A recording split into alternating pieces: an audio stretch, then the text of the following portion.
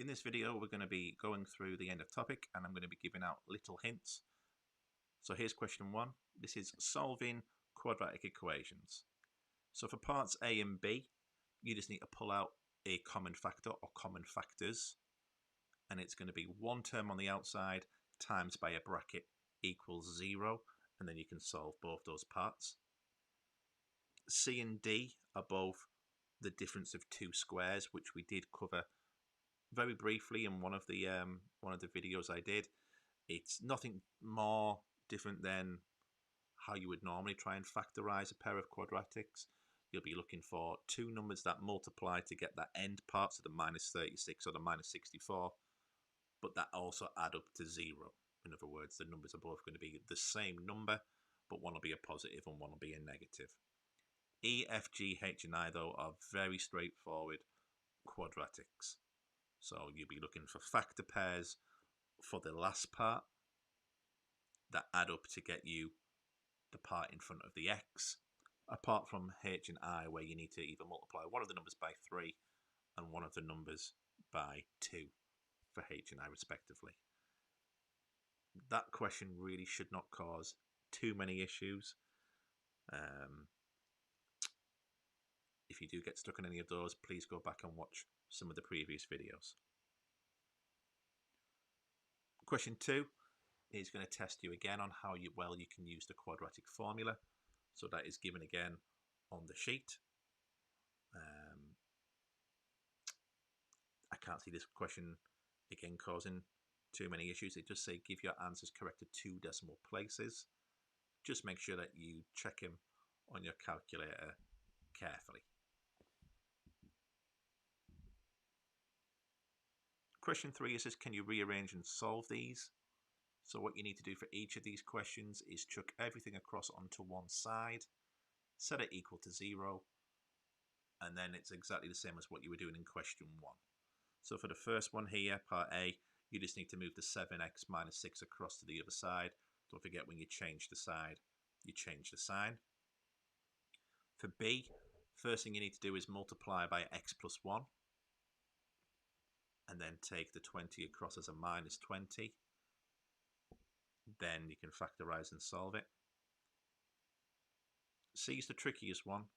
The first thing you need to do is multiply each bit by an x. So you're going to get a 5x squared. You're going to get a 2 over x times by an x. So those x's will cancel out. And you're going to get a 9 times by an x. From that line, you can then shuffle everything across onto one side. So the other side is 0. And then you can factorize it perhaps and solve it. If you can't factorize it, you can use the quadratic formula. Question 4 is solving by completing the square. So there's a whole video on completing the square. Part B, it tells you, does not get you nice answers, so leave your answers in exact form. So if you get something like the square root of 50, don't use a calculator to work out what the square root of 50 is. Just leave it as the square root of 50. Now question 5, I think on your sheet might not have come through very well. Looking at it on screen there, it still hasn't really come through very well. Hopefully you can make out that that's meant to be a 2x plus 3 on the top. I will write it on here in case you can't see it on yours. So it should be a 2x plus 3 at the top. The x plus 2 should hopefully be quite clear. It tells you the area here is equal to 36.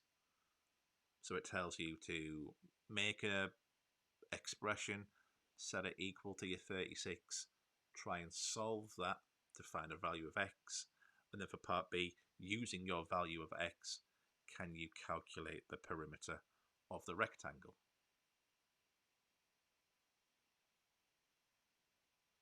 And then the final question, again, I'm not sure if it has come through properly after I changed it to a PDF file.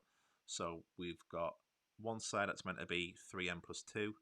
This bottom one is meant to be 2n minus 5. The left hand side is just meant to be an n. And it says, given that the triangle shown opposite is right angle, prove that this expression equals 0.